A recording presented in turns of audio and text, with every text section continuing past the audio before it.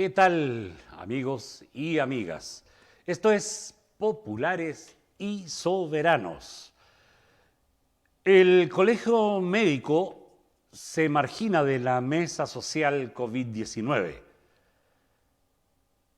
La causa, el pase de morbilidad o movilidad, como le decían ellos, que es un asunto similar al permiso de vacaciones que dieron en el verano y que dejó nefastas consecuencias de fallecimientos masivos.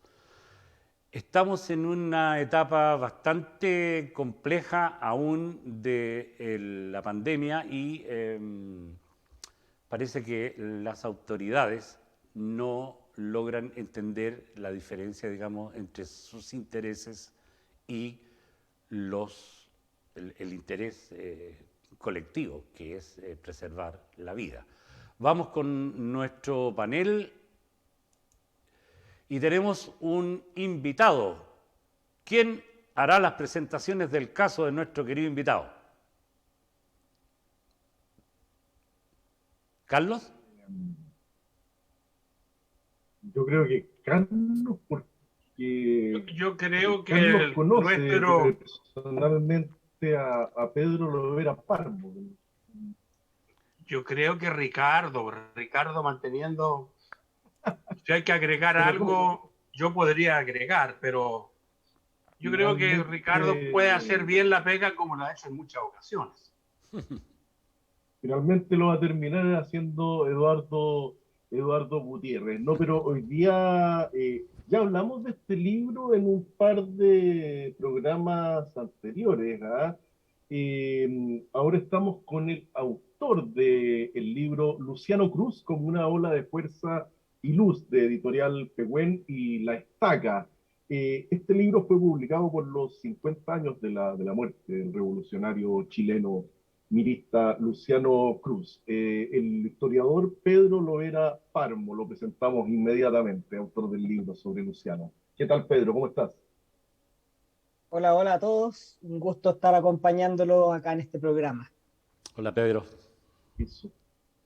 Oye, Pedro, ¿por qué te interesó particularmente la figura de Luciano dentro del movimiento revolucionario chileno de los años 70? ¿Por qué especialmente Luciano Cruz? Bueno, hay cuestiones de índole académica y también política, digamos. Si es que pudiésemos separarla, yo creo que las preocupaciones académicas no tienen por qué ir en un carril separado de las políticas, sino generalmente están entrelazadas. Pero si la pudiese dividir en estas dos, digamos, categorías, diría que por el lado académico yo había hecho mi tesis de pregrado en historia sobre el MIR, particularmente sobre la construcción de la identidad y la cultura política entre los años 1965 y 1973. Razón por la cual, obviamente, la figura de Luciano era recurrente en las lecturas, digamos, la joven generación de Concepción, sobre todo, que luego hegemoniza el partido. Eh, Sin embargo, con los años también yo esta tesis la debo haber hecho en los años 2014, más o menos la tengo que haber defendido el 2015, y en esos años posteriores, digamos, eh,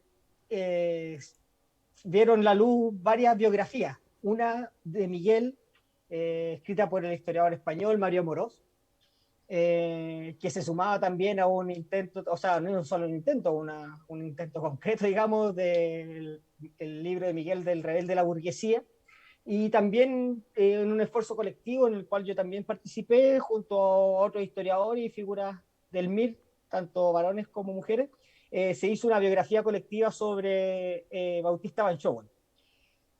Digamos, esta triada clásica del MIR, Miguel, el Bauchi y Luciano, estaba coja en la pata sobre Luciano. Y además de esto, yo como les decía, también una motivación política. Yo había participado durante años anteriores en colectivos rojinegros que reivindicaban, rescataban la cultura política del MIR y su historia. Y también el conocimiento que había de Luciano era mucho del boca a boca, las leyendas, que a veces no nos permiten ver también la figura más política. Y sin embargo, el conocimiento era bien desde lejos, si se podría decir de alguna forma. Y por lo tanto, ahí están estas dos instancias cruzadas que me aventuro, terminado mi magíster, en poder desarrollar una historia para la cual yo ya tenía, digamos, algo de conocimiento acumulado dado mi trabajo sobre el MIR. Así que ahí me aventuré en la escritura y en la investigación y luego en la escritura del libro. Oye, Hay una Eduardo, consulta, Pedro. Eh, ¿Cuáles son los antecedentes humanos, digamos, personales que no se conocen sobre Luciano? ¿Era casado, tenía hijos, hermanos, familiares, están vivos? ¿Qué pasó con ellos, digamos? Terreno algo pantanoso, ¿Eh? pero bien interesante. En lo concreto, digamos, Luciano en vida tiene hijo de un matrimonio entre Pedro Cruz y Elba Guayo. Pedro Cruz era militar de profesión, por lo que la primera infancia, digamos, de Luciano la pasa en Santiago, cerca donde estaba el regimiento Tacna, ¿no es cierto? Donde está el Parque O'Higgins, ese sector para quien no se ubica con las referencias de aquella época. Pero la familia era de Concepción, la señora Elba, en la zona de Chillán, bien asentados, digamos, los Cruz. Por lo tal, en algún momento, que correspondiente al año 57, se trasladan desde Santiago a Concepción, donde Luciano entra al liceo. Además, tenía dos hermanos, ambos de padre y madre, y un hermanastro, que era hijo de la madre de Luciano, que era, como se conocía, el Floro, Florencio Fuente Alba Guayo, que era un oficial formado en la primera escuela de fuerzas especiales, comando, que Luciano luego, digamos, le embarra la carrera metiéndolo en la arena política. Y por el otro lado también tenía dos hermanos, que ambos están vivos. Florencio falleció hace un par de años. Eh, y la familia de Luciano, como muchas de las familias chilenas, se vieron fracturados, digamos, por los conflictos políticos. La familia Cruz generalmente está asociada más a la derecha, no más a la derecha como un eufemismo, es de derecha. Un primo de Luciano fue alcalde durante la dictadura en Chillán, así como un tío también, los primeros alcaldes de dictadura en el año 74, también es nombrado como alcalde de Chillán, y el primo en el año 84, el primo que a todo esto se llama también Luciano Cruz. Entonces, sí, hay una historia ahí que explorar bastante interesante con respecto a los lazos familiares de Luciano. Y también tiene dos hijos, una hija que es producto de su primer matrimonio, la Alejandra, y tiene a Luciano Ernesto, que nació de un affair, de un romance que tuvo en Cuba, que actualmente reside en los Estados Unidos. Así que esos son más o menos el árbol genealógico armándolo más o menos estructuralmente. Correcto. Oye, ¿por qué? Mira, yo soy de la época.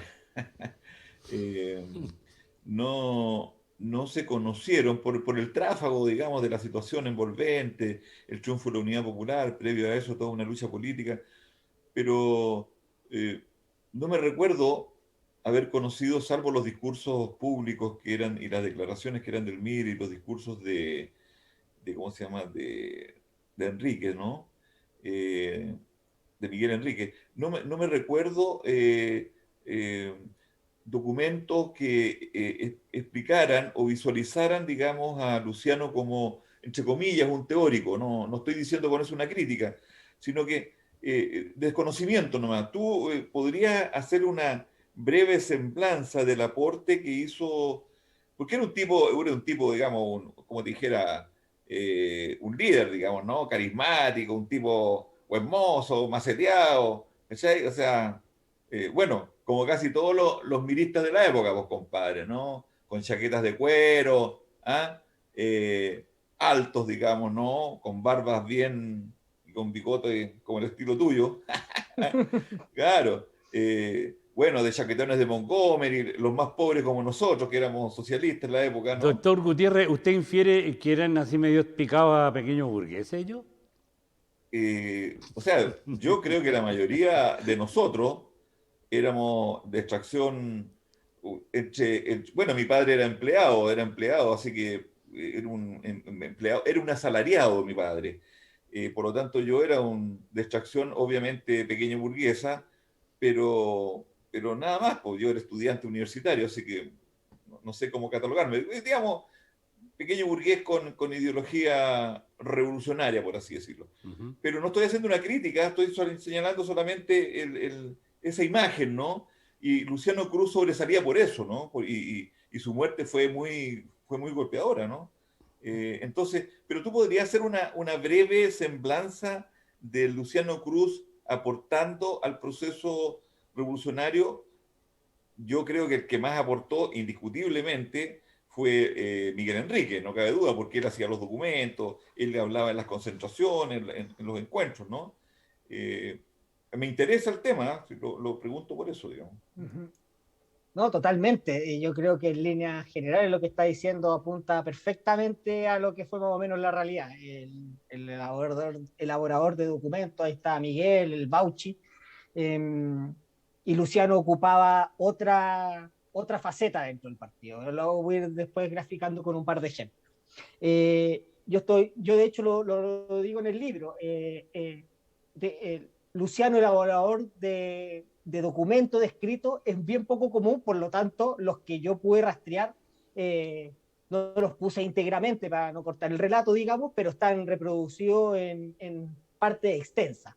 Uno de esos, y que yo creo que esto demuestra de cierta forma el manejo a la perfección del programa rupturista del MIR versus el del Partido Comunista en una polémica que Luciano tiene contra Volodya Teitelbaum, que se reproduce en las páginas de Punto Final, que es un escrito que manda mientras están en la clandestinidad del año 69, y Luciano en una enumeración del programa rupturista del MIR, de la necesidad de una revolución socialista inmediata, que tenía que ver con la lectura que se hacía de la estructura productiva de Chile, está totalmente justificada también el inicio de la lucha armada, digamos, teóricamente. En ese sentido, Luciano no era, digamos, solamente la cara bonita para ponerlo en esos términos. El manejo del programa del MIR estaba bien afianzado en él, y esto deriva también que Luciano está desde la creación del MIR. Y si bien no era el gran teórico, eso yo creo que no hay ninguna duda que Miguel en ese sentido se escapaba no solamente de la militancia en general, sino también de sus mismos compañeros en la comisión política. La figura de Luciano va a ir agarrando el vuelo que tiene que ver con la discursividad. Y es ahí donde se le va a utilizar, yo creo, principalmente.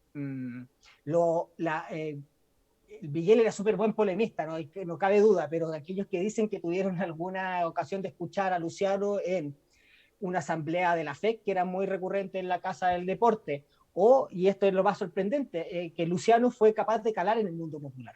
Algo que Miguel y el mismo Bautista en un momento reconocían que les costaba. Y Luciano ejercía una cercanía que también tiene que ver con actitudes personales, digamos, pero también con una forma, Luis Vitale decía, de explicar lo más difícil en los términos de la gente común. Y Luciano en esa forma yo creo que fue una correa de transmisión en estos primeros años del partido, entre el partido y una base popular.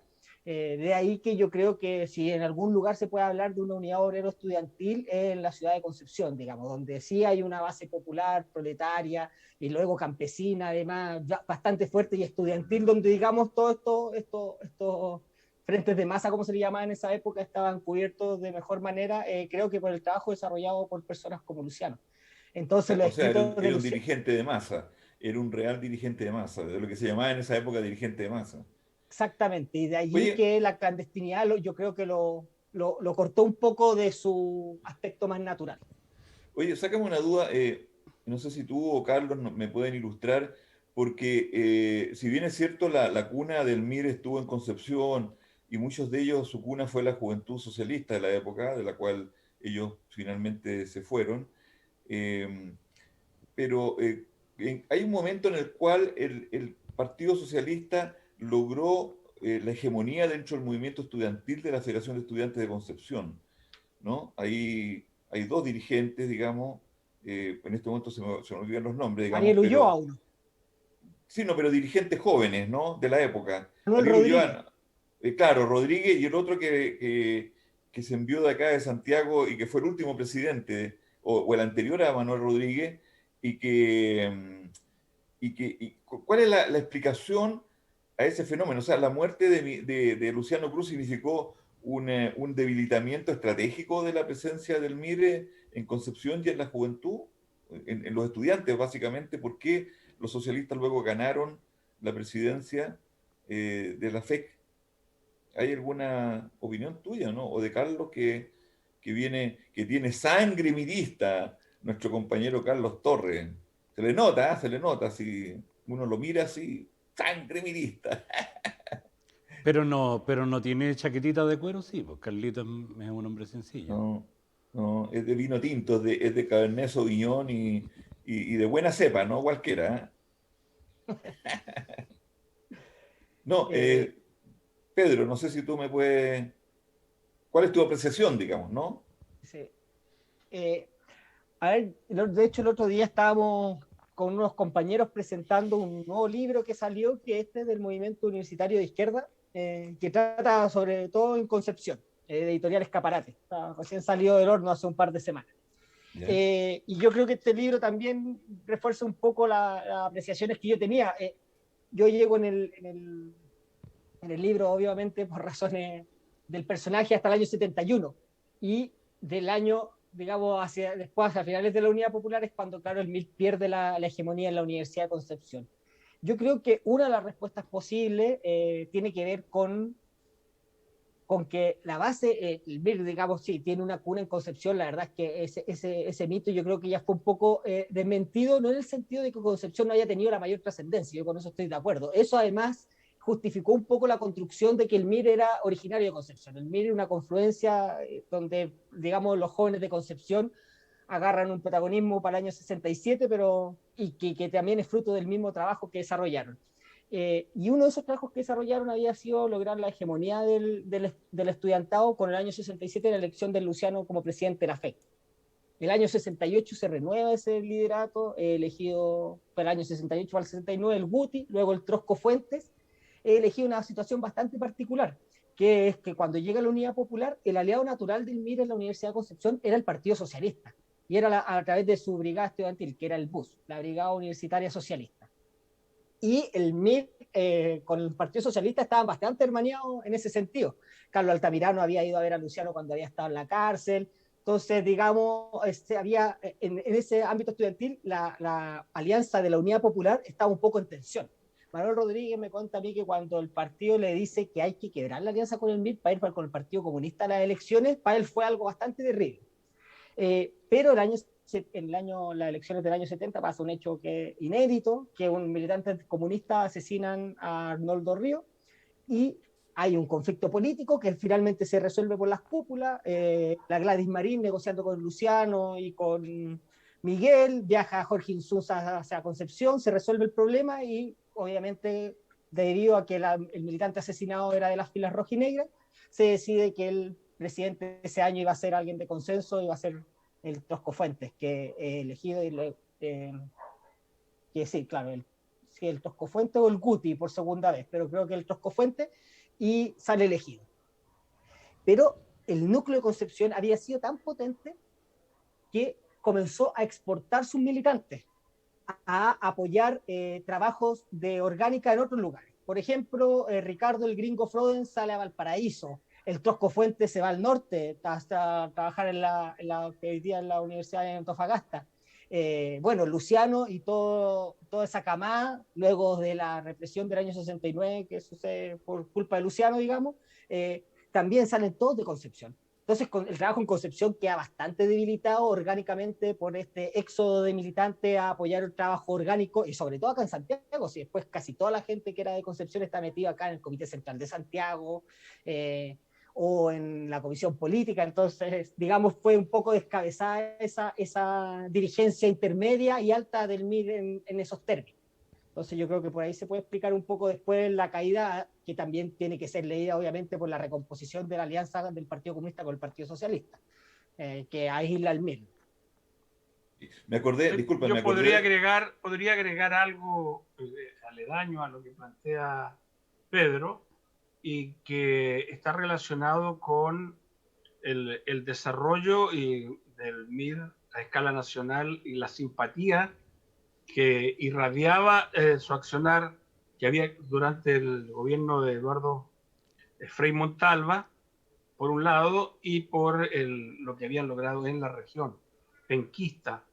Allí, en ese sentido, Luciano, el que abre el trabajo en sectores inesperados, como en los trabajadores del carbón y del campo, lo cual legitima el rol de Luciano como constructor de partido, que era una de las experiencias muy limitadas que tenía la mayor parte de los militantes del MIR, que, como tú bien apuntabas, venían de los sectores medios. Construir partido en el pueblo es una tarea que requiere mucha paciencia, capacidad y tener ese diálogo que Luciano fue capaz de tener con los sectores populares.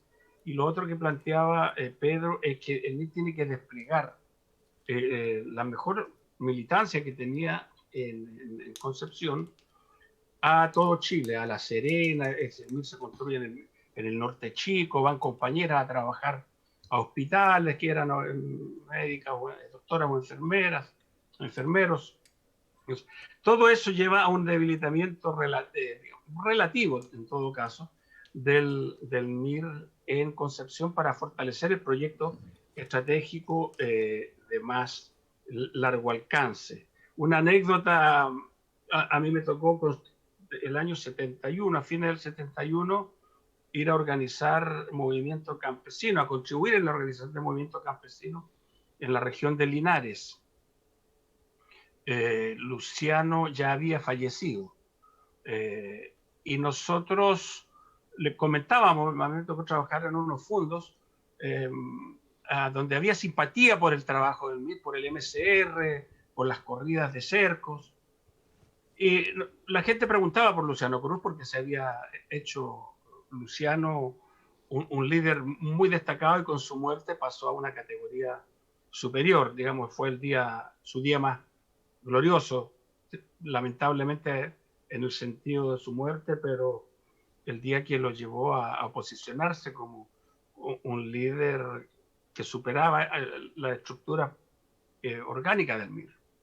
Entonces nosotros dialogábamos con campesinos en las noches después del trabajo y les fuimos contando lo que había sido la historia de Luciano, lo que sabíamos. No sabíamos todo lo que Pedro conoce por su trabajo de investigación, ¿no? Y después de un par de meses de estar ahí, formamos un MCR, una organización sectorial. Y dejamos, porque habíamos aprendido a partir de Paulo Freire y otros, todo se discutía desde allí y desde abajo hacia arriba. Y le planteamos, bueno, que definieran ellos cómo le poníamos, qué nombre le poníamos al MCR. Con un MCR regional en el campo. Y ellos dijeron que le pusiéramos Luciano Cruz Aguayo. O sea, llegaba a los sectores populares con mucha facilidad, y perdimos realmente, yo creo, no tan solo nosotros, sino que la izquierda en general, un constructor de partido, y de organización popular que no es fácil de formar ni de desarrollar. Oye, Pedro, me acabo de acordar del nombre del otro dirigente socialista, Chepo Sepúlveda, que también fue presidente, creo que fue el penúltimo presidente de la Federación de Estudiantes de Concepción. Eso. ¿Cuál es tu visión, Pedro? No sé, me estoy tomando mucho la palabra, pero bueno, dejo que los compañeros Ricardo, Raúl y Carlos la tomen, porque tengo algunas opiniones, dudas, ¿no? Dudas, tratando de estrujar a nuestro Pedro Lovera, estrujarlo así, pero fuerte. Para eso estamos. Muy bien. Bueno, doctor, ¿iba a hacer alguna otra intervención usted o no? No, pero le cedo la palabra al resto de los compañeros, porque si no, no me la están Pedro, tomando. Pedro, para tu investigación, ¿tú pudiste hablar con algunos de los hijos de Luciano? ¿Qué visión tienen ellos de su padre actual? Con la hija, sí, por la hija vive acá en Chile, en la 8ª región, allá se originario y se quedaron. Sin embargo, ahí salieron unas notas periodísticas en el sur más alejadas. La Alejandra nació, creo, si no me equivoco, en el año 66, un 10 de enero creo que me acuerdo, porque un día antes que mi cumpleaños. Y, y sí, hay una distancia, por lo menos con la asociación más Luciano Mir, digamos, es para ella su padre, pero el capítulo de la política es bastante incómodo. Razón por la cual mis contactos fueron mensajes. Sin embargo, no la entrevisté como parte del trabajo integral, por lo que nos sale ahí. Eh, y el hijo que actualmente vive en Estados Unidos, he tenido contacto solamente a través de terceros. Le mandamos el libro, sí, pero también el hijo era cubano y vive en Estados Unidos, y eso dice algo. No se fue obviamente de Cuba, eh, y se fue también con la que era su madre, la Clara Morgado también. Entonces hay otra situación que también lo separa también más de la figura más política. Él vivió en el inicio de los 90 acá en Chile, eh, y no es un militante de izquierda ni con mucha sensibilidad por, digamos, esa historia. Te Oye, lo pregunto, Pedro, disculpa, te lo pregunto porque en esa época yo conocí a Luciano Hijo, cuando vivía acá en Chile con Viviana, con su pareja, y sí tenía sentimientos bastante encontrados con la figura de su padre, él siendo en ese momento una persona de izquierda, su pareja venía de un exilio en Nicaragua, que los dos eran personas bastante de izquierda, pero él tenía sentimientos bastante encontrados con la figura de Luciano padre. Incluso él decía, bueno, mi papá andaba jugando a los bandidos, decía él. Esa era la frase que él usaba. Por eso te lo preguntaba, porque yo sentí que él tenía sensaciones encontradas con la figura de su padre. bueno, eso no es extraño en absoluto, ¿ah? Fíjate que a mí me tocó conocer al hijo del Trosco Fuente y también a su ex, o sea, a su viuda, digamos, ¿no? Ellos estuvieron viviendo en Cuba y volvieron a Chile y ella muy desafectada de la Revolución Cubana, ella era chilena. Me tocó conocerlo porque el hijo del Trosco Fuente fue paciente mío, ¿no? Una situación súper, o sea, súper, una circunstancia súper extraordinaria, ¿no? Eh, y fíjate que, bueno, el hijo, bueno, yo me enteré hace como 6 meses atrás que la mujer del Trosco Fuente murió y el hijo tenía graves problemas de salud mental. Nada que ver con el tema que estamos hablando, pero lo digo solamente como una referencia. Eh, Ahora, es muy explicable esto de los hijos desafectados, de los padres dedicados a otra cosa que no sé, a otra cosa muy distinta que ser padres, ¿ah? En esa época nosotros éramos desafectados de los vínculos familiares. Realmente era una cuestión así súper súper normal, ¿ah? Súper normal. No, teníamos muy poco afecto por la familia, o sea, éramos como... ¿ah? Bueno, este programa lo que pretende de alguna manera también es ilustrar ciertas cosas que están un poco en el terreno de los mitos, ¿no? Es decir, eh, sobre todo la prensa uniformada se ha encargado de demonizar a organizaciones como el Movimiento Izquierda Revolucionario y, y bueno, durante los años de esta democracia posterior a la salida de la dictadura, tampoco, digamos, hubo un interés de aclarar y de hacer luz sobre la historia real, digamos, cómo ocurrieron los hechos, sino que yo diría que se mantuvo el mito del terrorista. Se hablaba, bueno, en la época, yo también viví esos años y me acuerdo que el MIR estaba asociado, digamos, a asaltos de banco y cosas por el estilo antes de la Unidad Popular, y después eran los que estaban acerruchándole el piso, digamos, a Salvador Allende en términos, digamos, socavarlo por dentro. Ninguna de esas dos realidades, o sea, de esas historias, tienen que ver mucho con la realidad. Y el aporte de Pedro hoy día es reinteresante para nuestro público. Varias gente nos ha manifestado que les gusta este programa porque, comillas, dicen que se aprende. Así que muy bueno el aporte, Pedro. Te agradecemos, digamos, tu presencia acá y el poder, como digo, desmitificar tanto al MIR como a los personajes que lo compusieron. Eso, dicho sea de paso. Pedro, tu libro se llama Luciano Cruz Aguayo como una fuerza de ola y luz. Hay una paráfrasis de una obra del compositor veneciano Luigi Nono, que es como una ola de fuerza y luz. Eh, yo creo que tú conoces ese trabajo de Luigi Nono. Me gustaría saber qué opinión tienes tú de esto como un homenaje a Luciano Cruz. No es tan conocida, por lo menos acá en Chile. Pero ¿qué te parece esa obra, ese trabajo de este compositor en cuanto homenaje a Luciano? Ya. Un muy breve paréntesis, por retomar la última cola que había dejado Eduardo.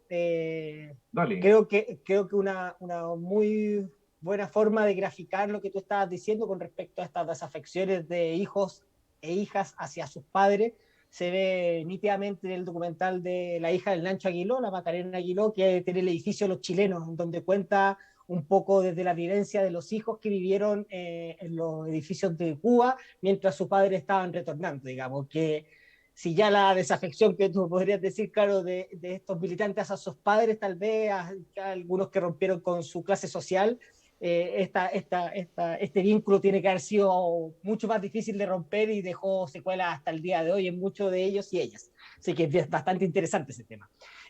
Con respecto a lo que preguntas a Ricardo, sí, cuando encontré esta referencia del homenaje de Luigi Nono a Luciano, la vi en Punto Final, debe haber salido creo que hacia el año 72, a un año de la muerte, que se anunciaba que desde Italia este compositor había elaborado esta pieza musical de homenaje a Luciano, que dicho sea de paso está ahí en YouTube, con el mismo nombre, con una ola de fuerza y luz. Y ¿qué era lo interesante? Que después, bueno, encuentro esta referencia y busco ahí en internet de busquilla, digamos, cuando estaba haciendo el trabajo de investigación, un libro en italiano, que donde además salía que esto había salido en el periódico La Unità, que era el periódico del Partido Comunista Italiano, bastante conocido en el mundo occidental, el Partido Comunista tal vez más grande de Occidente.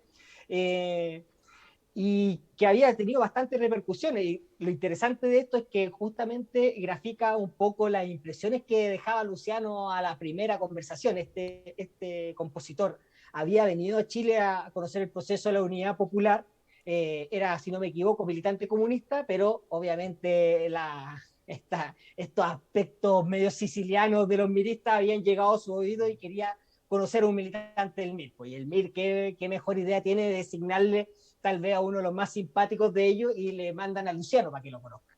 Y el tipo cuenta que queda maravillado de su inteligencia, digamos, pero también obviamente tiene que haber cautivado ahí la simpatía. Razón por la cual cuando él dice que se entera de la muerte le causa consternación y elabora esta pieza musical que yo creo que no es...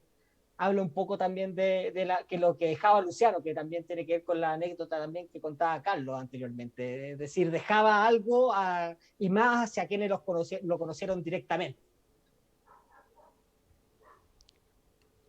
Luigi Nono estuvo el año 71 en Chile, varios meses, y ahí conoció a Luciano Cruz.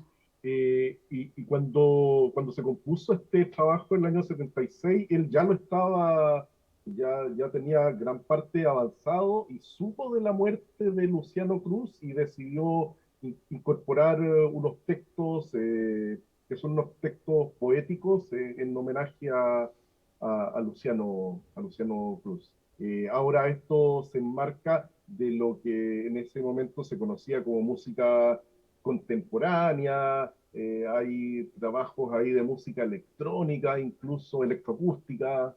Es como bien difícil al oído, por eso te preguntaba qué te parecía como homenaje a Luciano.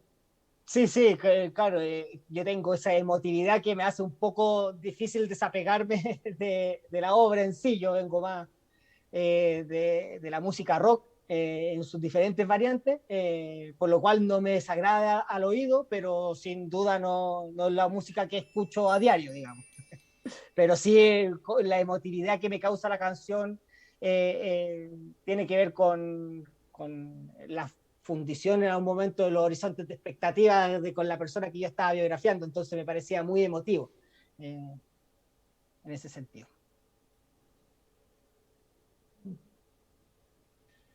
Don Bueno, Raúl, eh, eh, sin pretender cerrar la presentación de Pedro y para que vamos pasando a otros temas, y por cierto Pedro tiene las capacidades como para poder intercambiar también con nosotros, eh, y sobre el asunto del desapego, o sea, no puedo dejarlo de lado porque eh, se produjeron varias rupturas eh, sociales, ideológicas y culturales en aquellos años, fines de los 60, principios de los 70, que yo creo que por un lado explican y nos pueden permitir comprender el asunto de los desapegos por la carga emotiva que significaba la familia tradicional, el rol de la iglesia en ese tipo de familia tan autoritaria y todas las entidades coloniales que penden todavía sobre la sociedad. Como un punto que me gusta siempre resaltar, porque eso ha representado a la Iglesia Católica y el conservadurismo en Chile. Pero yo lo miro desde el ángulo de si bien ese desapego que ha existido en muchos casos, en muchos, eh, también explicaba en la otra parte de la ecuación el vínculo humano y social de los militantes que luchaban por la revolución, por el socialismo, de construir una sociedad para todos y sobre todo para los más desposeídos, sobre todo para los más empobrecidos por el capital.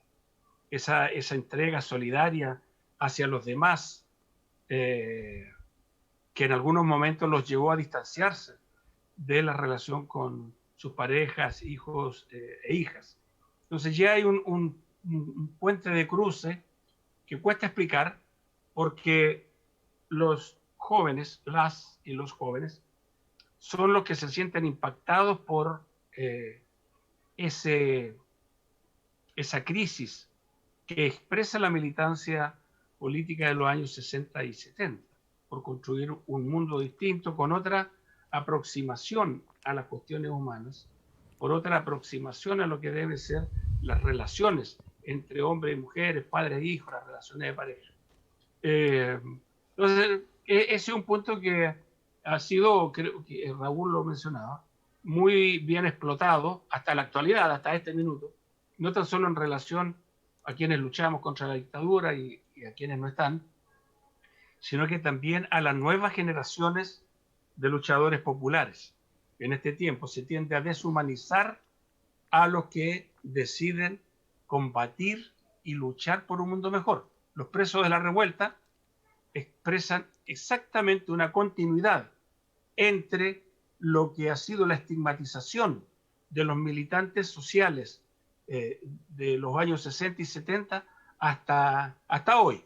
Entonces, cuando no te pueden pillar por un lado, te llevan al asunto de, bueno, la familia, los hijos, el abandono, la ruptura, la irresponsabilidad, sin considerar que la entrega de esos seres humanos que fueron hombres y mujeres, no nos olvidemos que hubo muchas mujeres también comprometidas en esto, por construir una sociedad más fraterna, más igualitaria, y que es lo que finalmente a nosotros nos interesa rescatar, sin dejar de lado que sí hubo costos y esos costos son difíciles de remediar a esta altura de la vida.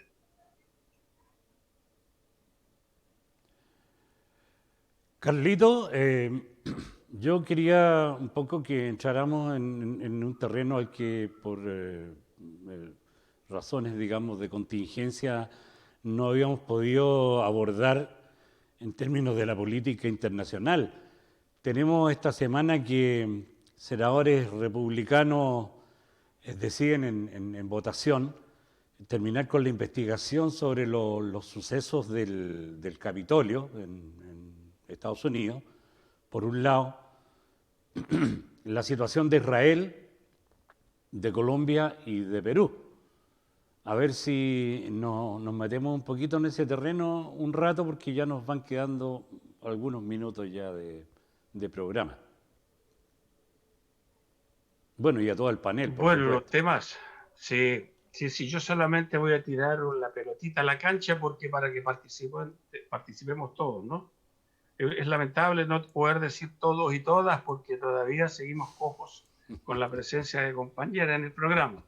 Parece que nos estamos sintiendo muy cómodos entre este club de Toby sin preocuparnos de la participación de compañeras. Además, no se olviden que de los 155 constituyentes, la mitad son mujeres, ¿verdad?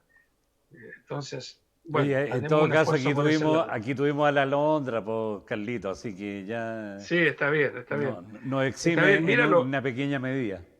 Los hechos del Capitolio, yo creo que son el resultado, mirando retrospectivamente al costo, entre comillas, que pagan los demócratas por la salida de Trump.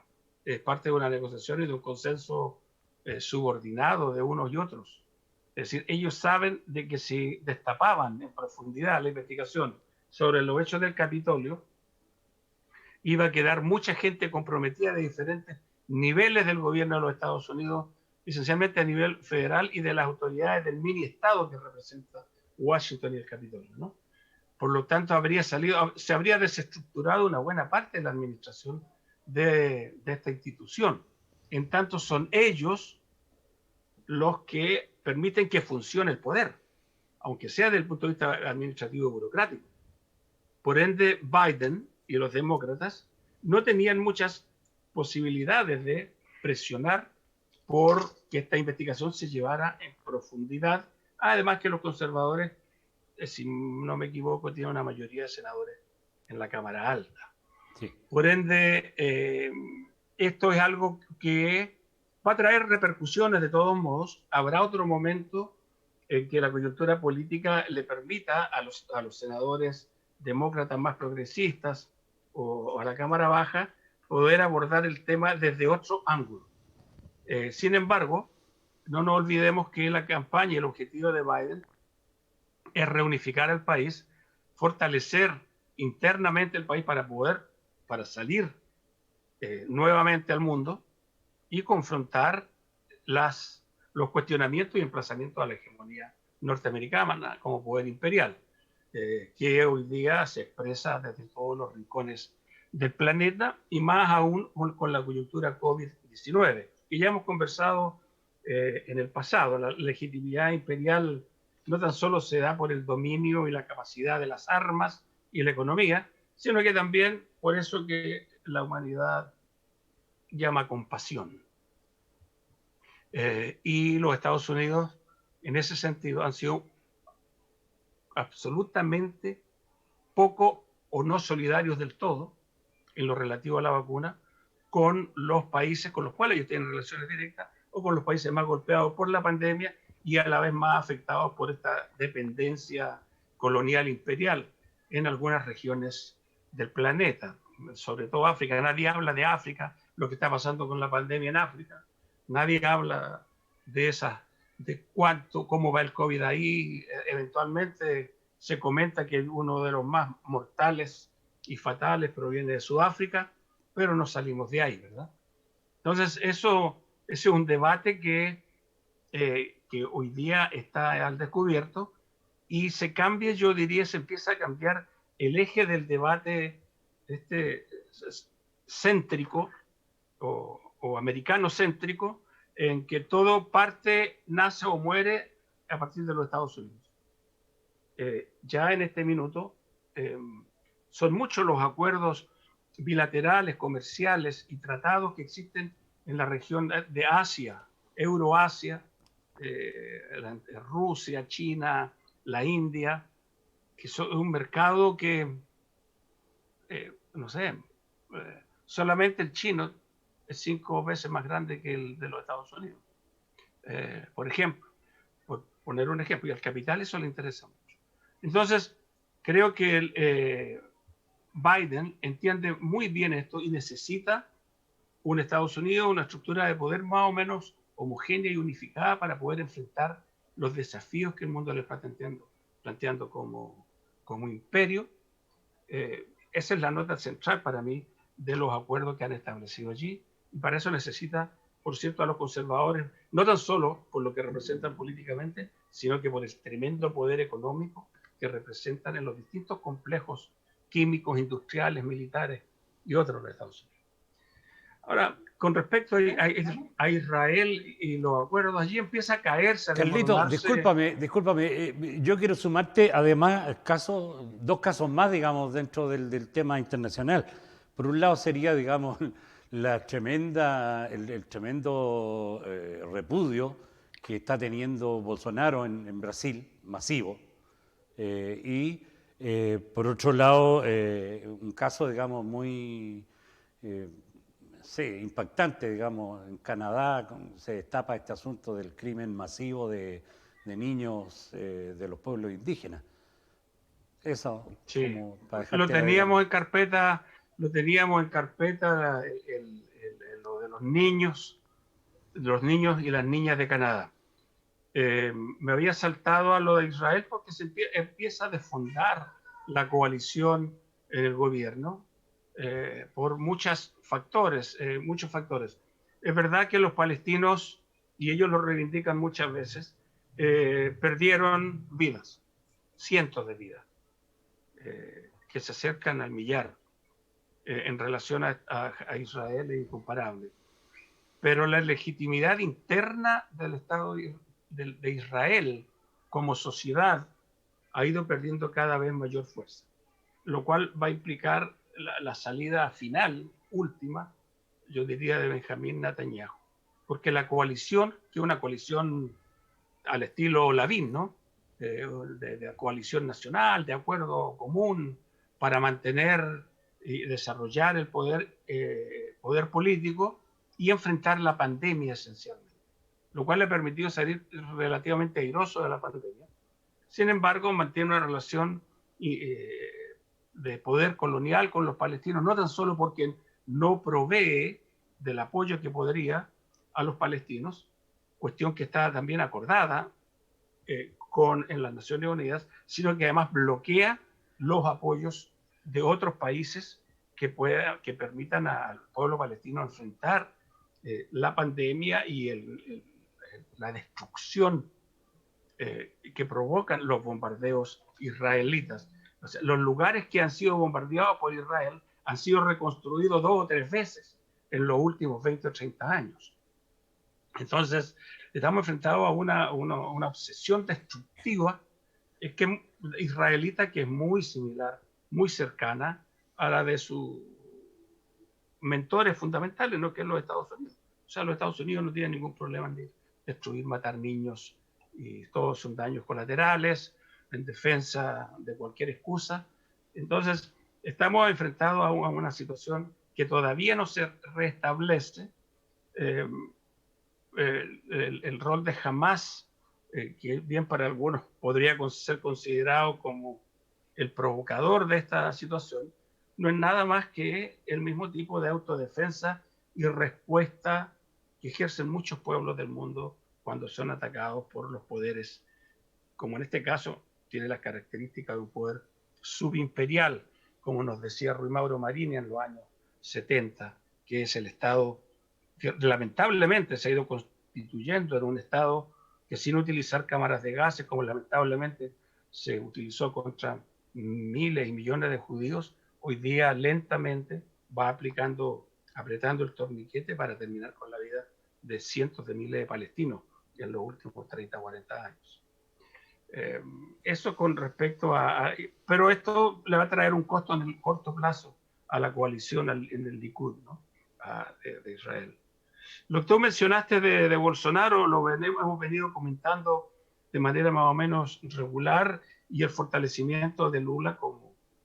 Estamos en tiempos en un periodo largo de victorias y de avances electorales, y Lula vuelve a relegitimarse como la posibilidad más cierta de ser el nuevo presidente de Brasil en desmedro de la repostulación de Bolsonaro, porque ya no tan solo por el COVID, sino que por el enfrentamiento a problemas de carácter ambiental en el Amazonas, en la región del Amazonas, y la política internacional han llevado a Bolsonaro a estar aislado, a perder mucho apoyo. No tiene ya a Trump en la Casa Blanca y sus otros socios regionales con los cuales conspiraron en Cúcuta para ir a provocar a Venezuela.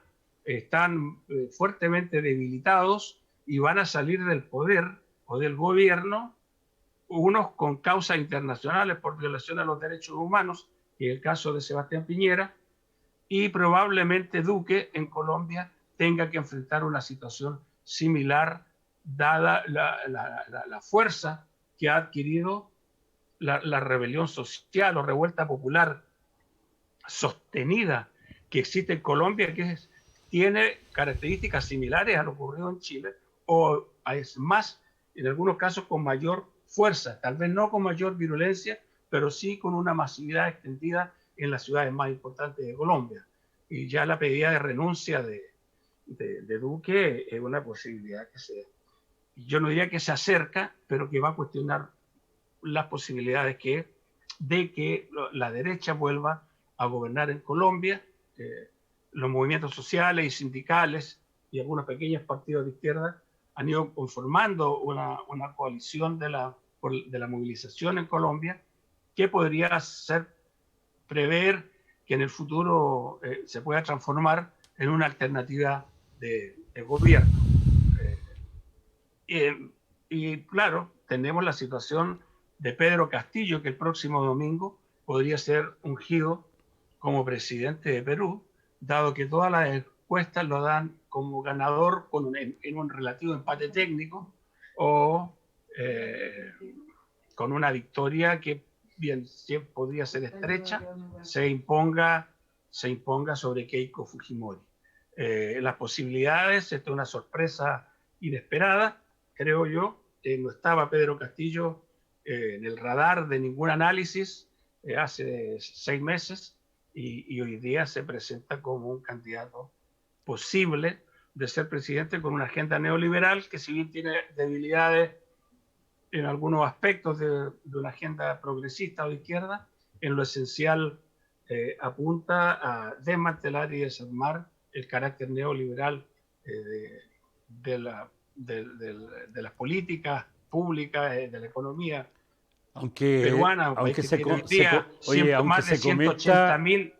Carlito, aunque se comenta que Castillo también tiene dramas con los movimientos feministas, ¿o no? Sí, pues, por eso te hablaba de debilidades en algunos aspectos de la agenda. Él viene de una región donde se practica mucho la cultura tradicional, la justicia tradicional incluso, y él ha sido parte de esa estructura. Por eso hablo que ahí tiene a puntos débiles, pero creo que la presión del movimiento social y popular en Perú lo puede ir moldeando su discurso y su posición política, como ha ocurrido en Chile. O sea, hasta hace 3 o 4 años acá el feminismo todavía era mirado por debajo del hombro, y hoy día estamos en otro punto gracias exclusivamente o esencialmente de la movilización de las compañeras, de las mujeres, y porque también en el mundo progresista masculino se ha ido calando la necesidad de la justicia, también justicia y equidad y paridad de género, ¿no? Lo cual, compañero, tenemos confianza en eso. Disculpa, Raúl. Compañero Ricardo, Pedro, Carlos, yo me tengo que retirar porque estoy en la casa de mi nieta y digamos, el toque de queda me puede agarrar y estoy lejos de mi casa, así que yo me despido. Ha sido un placer escuchar a Pedro y será hasta la próxima, estimados amigos y camaradas. Doctor, que tenga buen viaje, que llegue sano y salvo a casa. Que le Exacto, espere ya, ese gracias, arroz compadre. con leche de siempre. Bueno, Sí, no, ahora, tengo claro. un arroz con leche esperándome en el refrigerador. Ya, negro, nos vemos. Un Chao, abrazo a Eduardo. todos. Oye, bueno, estas cosas tan humanas y mundanas a uno lo sacan de la dinámica. Yo iba como un tren. No Claro. sé si iba bien, pero iba como un tren. Oye, Ahora quedé estabais saliendo completamente casi descarrilado. estabais saliendo de Perú. Casi descarrilado. Pero mira, Carlito, estabais saliendo de Perú y parece que te ibais ahora, metiendo a Colombia, ¿o no? o sea, ya brevemente tocamos lo de Colombia, Ah, yo diría, y lo de Ecuador, que asumió finalmente el banquero Lasso, con mucha presión popular. No nos olvidemos que la diferencia electoral no es tan grande a favor del banquero más bien, bancarios son los trabajadores.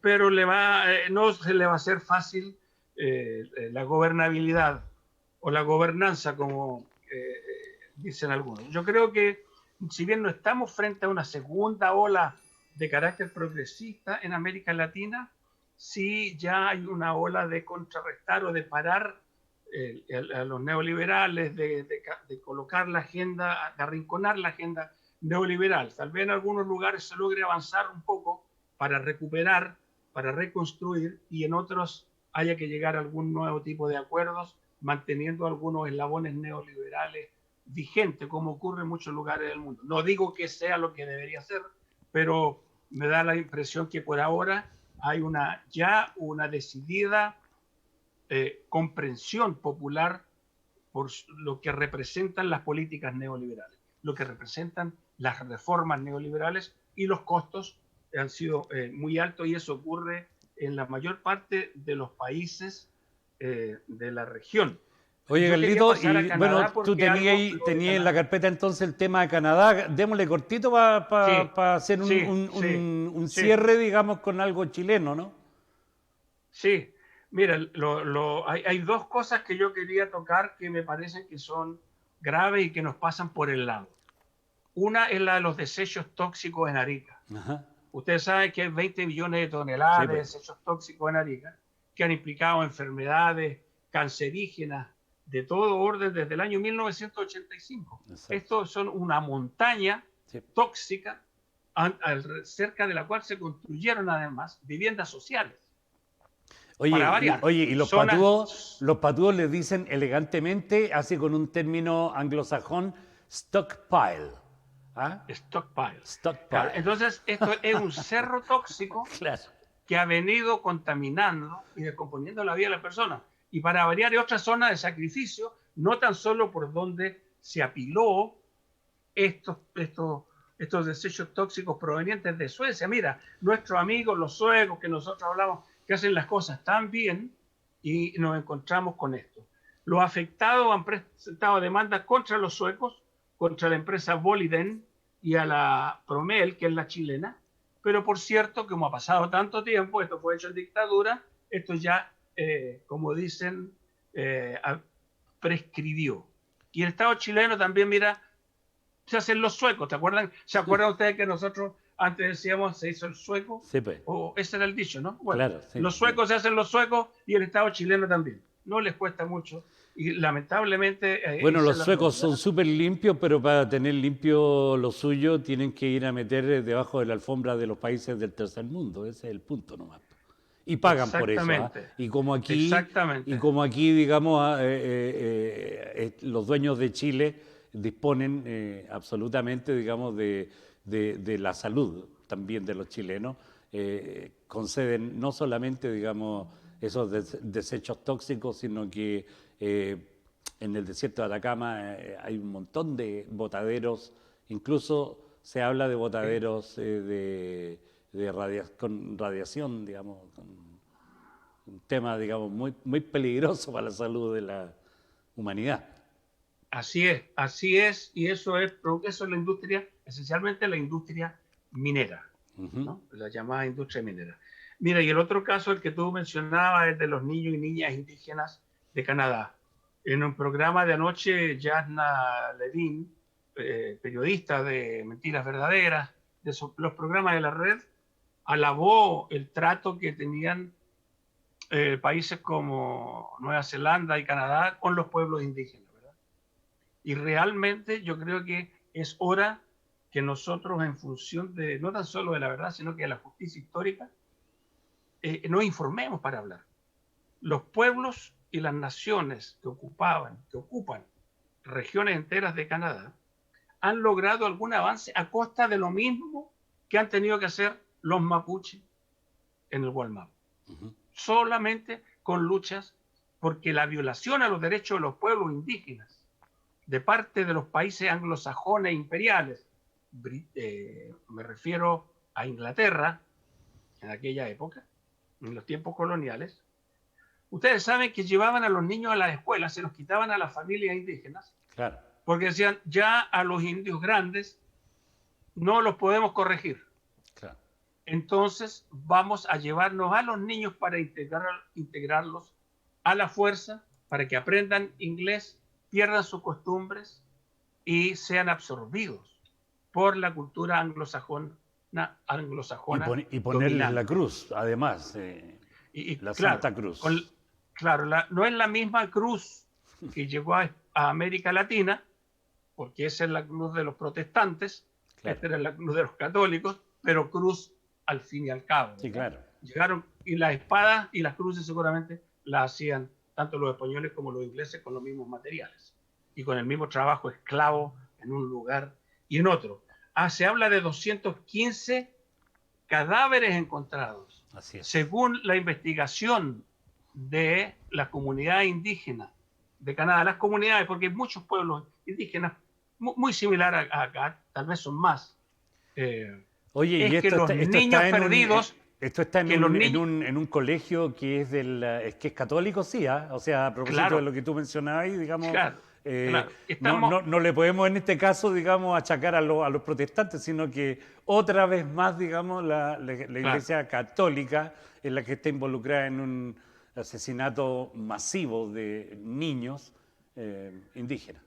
Bueno, de acuerdo a la investigación de organizaciones indígenas de Canadá, los niños muertos o desaparecidos en manos de distintas organizaciones religiosas y de credo en Canadá a lo largo del país supera a los 6.000 niños y niñas. Uy. A estos se encontraron en un cementerio que estaba dentro de una escuela católica. Claro. Mira, tenían un cementerio en esa escuela para ir enterrando a los niños, seguramente a los que no resistían, se enfermaban, se resistían, no querían aprender el idioma dominante o escribían con la mano izquierda. No se olviden que antes era castigado. La mano del Escribir diablo. con la mano izquierda era la mano del diablo, ¿verdad? Entonces nos encontramos ante un país que tiene hartas cuentas pendientes en aquella época y todavía con los pueblos indígenas. Bueno, no nos olvidemos que muchas de los oleoductos y la toxicidad que produce el petróleo, este petróleo de alquitrán, que olvidé el nombre en este minuto, que se saca de arenas petroleras, que para separar el petróleo de la arena se requiere una cantidad de químicos y de agua que contaminan toda el área, ¿no? Estamos hablando de las arenas bituminosas, donde hay petróleo mezclado con arena, y eso ocurre en territorios que eran, tal como las forestales acá, en el caso de allá, de pueblos indígenas, y los que son afectados directamente son las comunidades indígenas, porque todo ese proceso se hace en territorios indígenas o aledaños para ser exportado a Estados Unidos. Entonces, y le además, dicen elegantemente zonas de sacrificio. Zonas de sacrificio, que es lo mismo que hacen las mineras canadienses acá en Chile y otros más también. Oye, entonces, decir un poco, sí, a beneficio digamos, del actual gobierno canadiense, que ellos asumen, digamos, la responsabilidad histórica y hacen piden una especie de perdón público, ¿no? Igual se agradece, digamos, la honestidad a estas alturas del partido. Bueno, Siempre se agradece, más bien no le queda, porque no puede taparlo. Además. Obviamente. Justin Trudeau ha ido evolucionando de ser un liberal progresista a un liberal conservador, por decirlo como ahí, apretado, apegado a los Estados Unidos. No se ha alejado del distanciamiento con Cuba, poco ha hecho por la situación de Israel, aunque hay mucha presión social. Lamentablemente esa es la realidad del gobierno liberal actual. Metámonos a Chile brevemente. Oye, Carlito, antes de que empieces tú con Chile, yo quiero hacer una mención, sobre todo, digamos, una vez más la prensa uniformada tergiversando cuestiones que están a la luz del día y de la noche. Decir que la prensa uniformada ha estado en todos los canales diciendo que el muchacho que fue aprendido en esta acción en contra del memorial de Jaime Guzmán, que es el mismo joven que cayó al río Mapocho, así lo han dicho, cayó al río Mapocho, en circunstancias que está establecido por videos, hay una investigación, hay un Paco que salió, que está, digamos, lo sacaron, lo echaron de la institución y hizo algunos meses de cárcel y ahora está con arresto domiciliario. Sin embargo, el manejo comunicacional es que el muchacho cayó al río, y eso lo subrayan, lo han dicho todos los medios escritos y en televisión. Una vergüenza. Nada bueno, sí, así es, pues.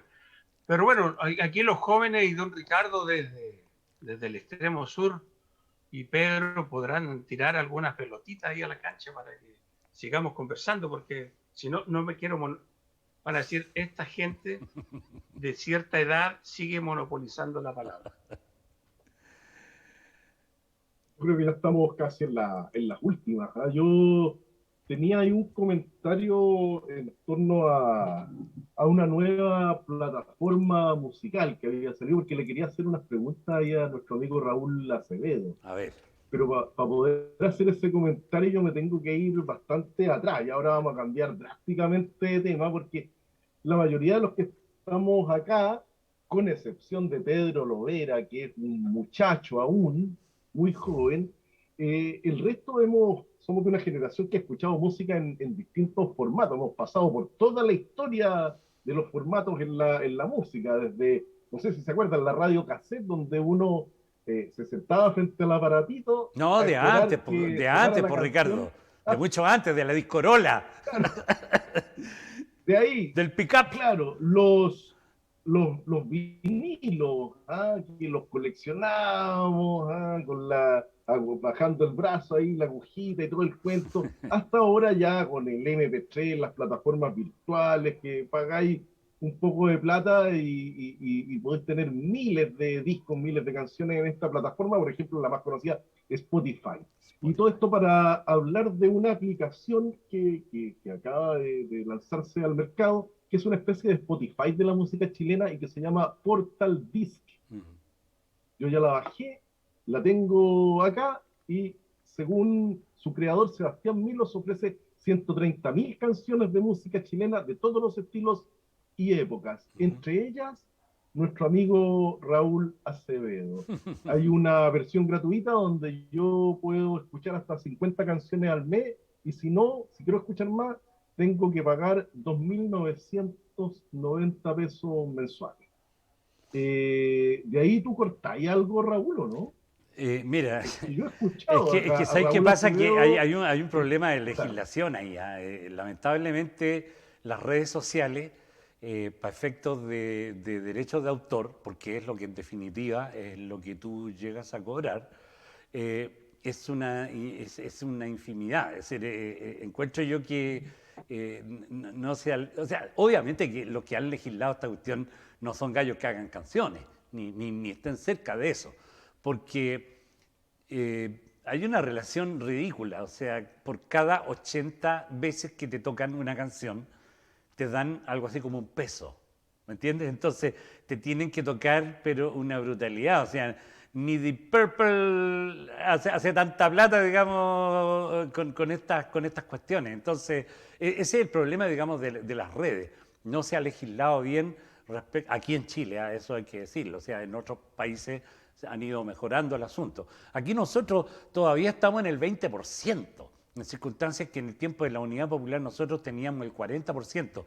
En el otro programa que yo tengo, los muchachos de antes, la Sol Domínguez, nos mencionaba que justamente en el tiempo de la Unidad Popular era el 40%, no miento, el 50%. Entonces venía un artista extranjero y tenía que haber de algún modo un 50% de música chilena en ese concierto.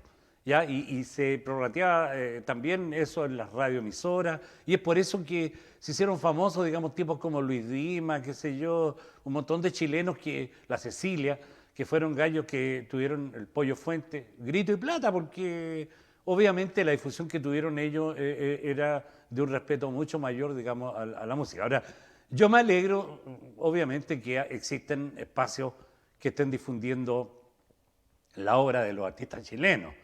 Y especialmente me voy a alegrar, digamos, de que se difunda el canto popular, que es uno de los géneros más basureados, digamos, dentro de Chile. Estamos haciendo un trabajo interesante que espero que por septiembre más o menos vea la luz. No quiero adelantar nada porque justamente la sorpresa tiene harto que ver con eso, pero que va a ser un trabajo que quiere dignificar el quehacer del canto popular y sobre todo como una continuidad histórica. O sea, aquí siempre se separa entre la nueva canción chilena, que son como una especie de semidioses, digamos, y que por lo demás hoy día ya están casi todos viejitos y algunos muertos. Entonces, y después viene otro lote, digamos, al que de alguna manera yo pertenezco, que es el canto nuevo, y después viene una generación nueva, digamos, que cualquier cosa, o sea, que están los rockeros, los rastas, en fin, se diversificó el asunto, y el canto popular chileno igual tiene una historia que yo diría, así para acotar, no por decir que haya empezado ahí, pero para acotar más o menos fuertemente desde Violeta, digamos, para adelante. Nosotros tenemos a un Víctor Jara, Violeta Parra, que son conocidos a nivel mundial. Y es una paradoja que con esos dos emblemáticos artistas chilenos del canto popular, nosotros, o sea, digamos quienes estamos tras el legado de ellos, no tengamos ni una difusión y ni siquiera un reconocimiento. Por ejemplo, en la SCD no existe, digamos, el género canto popular. Debiera existir. O sea, está el género folclórico, está el género rockero, en fin, hay algunos que le llaman internacional y unos nombres muy rebuscados, digamos, para identificar ciertos géneros, pero el canto popular, que es una cuestión patrimonial, no tiene un reconocimiento real. Entonces, eso yo creo que es algo que tiene que subsanarse pronto. Y en ese sentido, lo que yo les estaba comentando que se va a tirar, digamos, en septiembre, va a dar como quizás un puntapié inicial para que se entienda que el canto popular es una continuidad, una unidad, y no podemos estar separando, digamos, entre los viejos estandartes y los nuevos valores, y los que están entre medio, digamos, quedaron en el olvido.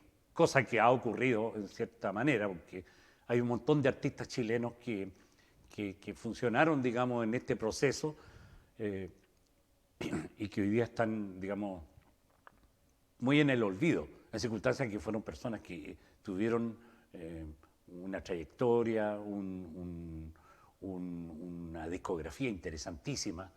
Caso, por ejemplo, voy a mencionar a uno nomás, el Quelentaro, Gastón Guzmán y su hermano, digamos, el Eduardo, tiene una tremenda discografía y una tremenda obra con un arraigo popular enorme. Esa gente siempre hizo conciertos a teatros llenos, sin embargo, hoy día están metidos, a propósito de lo que hablamos atrás, debajo de la alfombra. Es una vergüenza.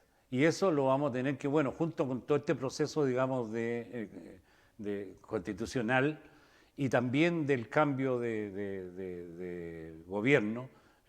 Ojalá seamos capaces los chilenos de empezar a asumir un poco más lo que significa la instalación del canto popular como un elemento patrimonial de nuestra cultura.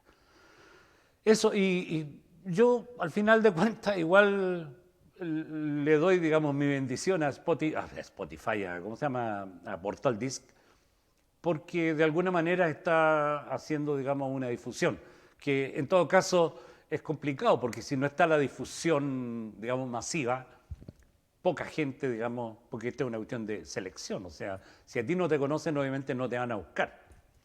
Si yo no conozco a Pedro Lovera, jamás voy a buscarlo en una librería, aunque Pedro Lovera tenga, qué sé yo, 4 o 5 libros puestos en las librerías. Entonces hay que también difundir al artista y ahí ya puede empezar a hablarse, digamos, de una competencia un poquito más parejita, ¿no? Buena Acá pregunta, ¿verdad? Esta app funciona igual que Spotify. Si yo Claro. escucho a Eduardo Peralta, a Frank Quinino, en algún momento me va a sugerir, porque tiene sugerencia, a Raúl Acevedo. Claro, sí. Claramente es una aplicación streaming de música chilena que está hecha con un sentido comercial. Yo estoy seguro que la SCD está sacando su tajada de ahí. Así como Absolutamente. también en algún momento le quiso cobrar y le hizo la vida imposible a nuestro amigo JP Guevara Espartacu por este canal que tenía a través de internet sobre música popular latinoamericana. Eh, no sé, tú eres músico, pero yo no tengo una muy buena opinión de la SCD. Bueno, Entonces yo creo que ahí está hay muchas cortando su buena opiniones tajada. respecto de la SCD y algunos que incluso hablan de una estafa piramidal, ¿no? Así la definen. Yo soy integrante, digamos, de la SCD y me merece respeto la gente que está, digamos, en el directorio, es gente que yo conozco y sé que ellos no participarían de una estafa piramidal, pero tiene una estructura que sí es necesario que en algún momento se revise porque está cortado el queque así como de una manera muy rara. No se sabe muy bien cuál es el algoritmo, ¿ah? Para que, no sé, no sé, la Camila Moreno se llama, ¿estoy bien? Sí. Ya, por ejemplo, reciba, no sé, 5 palos al mes y el Jorge Venega reciba 5 lucas.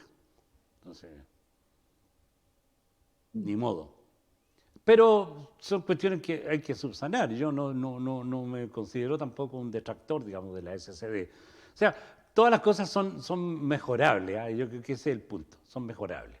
En muchos aspectos la SCD tiene cosas muy positivas. De hecho, comparado, por ejemplo, con su homóloga en Argentina está la sociedad que defiende a los autores y otra sociedad que defiende a los intérpretes, y aquí está todo concentrado, entonces mucho menos burocrático. En Argentina, para cobrar los derechos, hay una burocracia de la puta madre, dicho en lenguaje vulgar.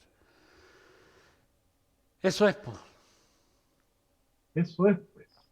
Oye, Ya tenemos ahí el Entonces, dato de no esta alcanzamos a Carlito, hacer, APP. no sí, alcanzamos a hacer una pasada por Chile, pero salvo por mira, dale, Luciano Cruz, dale por una Pedro Lovera y pinceladita por Páramo. último. Déjalo Pedro, como una vez. cómo vemos el momento, Pedrito? ¿Tiene algunas palabras para eso? Me tiraste la pelota más pesada. Bueno, con expectativas, digamos, está un futuro abierto, digamos, no sé cómo han estado las discusiones en la interna de ustedes con respecto a la constituyente, eh, si se ubican en aquellos que tienen menos esperanza o los que tienen más esperanza. Yo creo que estoy en un camino intermedio, por lo tanto, estamos con una expectativa, digamos, del porte de un buque. pero con mucha incertidumbre. Yo me quería referir más, pero el tiempo no apremia en eso, a los comentarios que hacías tú con respecto a Estados Unidos, pero bueno, será otra oportunidad. No, pero dale, si nos podemos tirar unos 5 minutitos máximo. Digo, en total. No, que, bueno, me parecía bastante interesante lo que tú decías, pero a mí me causa un poco de terror esto último. Yo concuerdo contigo, los analistas internacionales o aquellos que han estudiado el imperio, parece que hay una cierta concordancia. Hoy en día ha salido un poco de la hegemonía total de Estados Unidos, de un mundo unipolar, de que parece que cada vez va a ser un imperialismo de los cortos. Eh, y afortunadamente, digamos. No obstante, el reemplazo es un tema, pero sin embargo yo siempre tengo esta visión de la crisis que decía Gramsci, ¿no es cierto? Cuando lo viejo no termina de morir, lo nuevo no termina de nacer, y en ese claro oscuro se suceden los monstruos, los manotazos de agados que puede dar Estados Unidos en la caída de su poder imperial, perdía su hegemonía y los aspectos más consensuales que tenía para garantizar su poder. Puede ser una situación bastante terrible a nivel mundial. Y con respecto también a lo que decías de la situación interna, las fuerzas políticas de Estados Unidos parece que han tenido una suerte de concordancia en lo que respecta a la política de Estado de Estados Unidos. No nos olvidemos que es Kennedy el que invade Cuba y era demócrata. Jimmy Carter no se le recuerda en el mundo por ser un promotor de los derechos humanos, ¿no es cierto?, sino de recrudecer los aspectos para el tercer mundo más terrible, y por lo tanto, en ese sentido, yo creo que las fuerzas estadounidenses tienen ese nivel de concordancia que hace que una política de Estado sea un poco indistinta dependiendo si la ejerce un demócrata o un republicano, lo cual es, como repito, bastante terrible para nosotros en el mundo. Claro. Sí, y eso tiene, mira, tiene una bajada perfecta, yo diría, a la situación chilena. O al revés, como queramos, para ponernos en algún nivel de alturas, ¿no? Porque aquí el neoliberalismo está cuestionado, relativamente arrinconado, con una capacidad mínima de respuesta, todavía. No, todavía, yo no digo que estén en un repliegue estratégico, y están buscando la forma de rearticular el proyecto con otros sectores más amplios que ellos, porque queda de manifiesto después de las últimas elecciones. ¿Quién se lo iba a imaginar, no? Que con sus propias armas, con las armas que nosotros desdeñamos, hoy día pueblo con su movilización lo esté arrinconando. Y ese arrinconamiento puede llevar a que se reproduzca un escenario no con las mismas efervescencias ni con las mismas configuraciones de las alianzas políticas, pero a un escenario de los 3/3, similar o cercano, para ponerlo como referencia histórica, a lo que fueron las elecciones del año 70. Es posible que se conforme, yo creo que avanza en esa dirección, un proyecto de centro demócrata cristiano, liberal, socialdemócrata. La derecha ya sabemos dónde está, y sus proyecciones de candidatos, y que se configure por primera vez desde el año 70 una suerte de alianza, de acuerdo más que alianza, entre sectores mayoritarios del Frente Amplio, no todos tal vez, el Partido Comunista y otras fuerzas, organizaciones políticas menores, de menor influencia, pero que en la sumatoria, los ecologistas verdes, el Partido de Igualdad y otros similares, y se puedan presentar estos tres proyectos a la sociedad chilena como proyectos fundamentales, aunque surjan a otros menores, ¿no? Y allí, bueno, la derecha sacará a Lavín o a otro más socialmente sensible. En el centro político las posibilidades más claras las tiene Jasna Proboste o Paula Narváez, muy lejos atrás. No, que las tiene Proboste. Pero, y por la izquierda ahí la disputa entre Boric y Jadwe, probablemente en un escenario de mayor tranquilidad y de mayor reflexión, Jadwe pueda ser el candidato de ese acuerdo. Dada esa configuración y las últimas elecciones, cómo ha ido evolucionando el mapa electoral y el cuestionamiento al modelo, a las prácticas, a la derecha, incluso al centro político, digamos, a la transición manejada por la concertación y la derecha, no sería extraño que la derecha puede quedar fuera de la segunda vuelta. Ha disminuido su caudal electoral alrededor del 30%. Si se mantiene en el 30% y el otro 70% más o menos se divide o se proporciona, no sería extraño que uno saque el 40 y el otro el 30. El centro político, por razones múltiples que no vamos a discutir, podría llegar a ese nivel. Entonces, sería una sorpresa histórica, pero marcaría, yo diría, si bien no el fin, un proceso de salida del neoliberalismo, y probablemente en la segunda vuelta ya la cosa se ponga más compleja. Y allí, en uno de los dos, en cualquiera de los dos casos, la derecha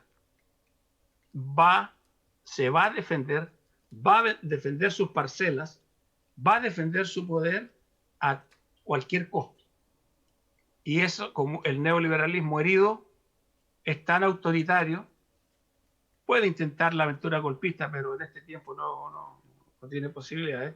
Pero ese autoritarismo patronal va a salir, lo van a sacar a relucir en un escenario en el cual vean que sus prebendas, el abuso, sus privilegios que han escamoteado a la sociedad chilena, puedan perderlos, y allí estamos entrando y estamos ya hablando definitivamente de otro país.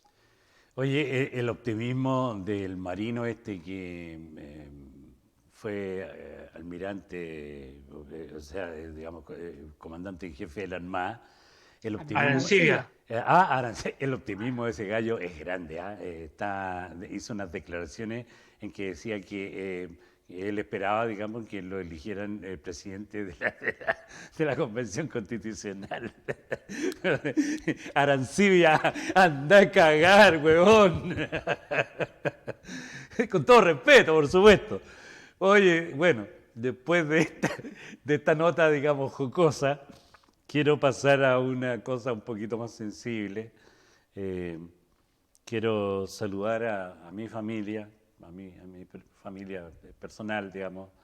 Hemos tenido la pérdida de una mujer que fue una parte de una estructura familiar muy importante. En mi familia hay una suerte de matriarcado por el sector, digamos, de mi familia paterna, y una de las matriarcas acaba de fallecer. Quiero saludar la memoria de doña Hilda del Carmen Acevedo Cordero, hermana de mi padre, que tuvo un desempeño, 94 años, falleció, bueno, causas naturales se puede decir, ¿no?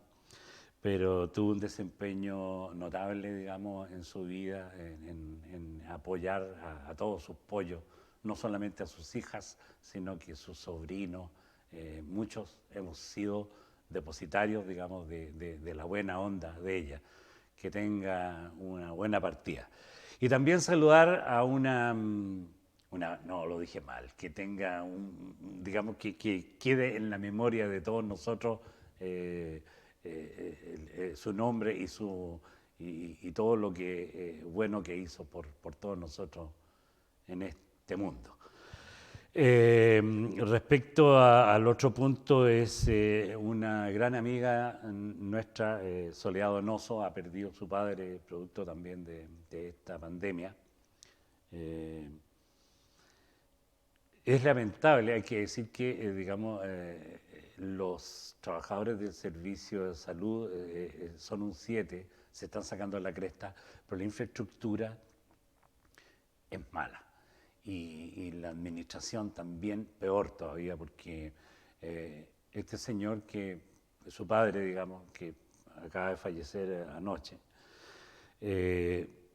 pasó bastantes penurias, digamos, cuando recién se le declaró el COVID, sentado en una especie de sala de espera en el Hospital Barros Luco, y es porque no hay una infraestructura adecuada, no han pensado los genios, digamos, de este gobierno en el maltrato que al final se constituye, digamos, sus políticas de salud y de muchas políticas más. Un abrazo grande, Soledad Donoso, te queremos mucho y estamos contigo ante esta tremenda pérdida. Y eso ha sido por esta semana. Nos vemos en 7 días más y les adelanto que la próxima semana ya vamos a volver a transmitir en directo, en vivo y en directo, porque ha llegado la fibra óptica a Pichilemu, señores. Estamos más contentos que un perro con pulga. Así que la próxima semana vamos a transmitir en vivo y en directo nuestros programas. Un abrazo grande. Esto ha sido Populares y Soberanos. Muchas gracias.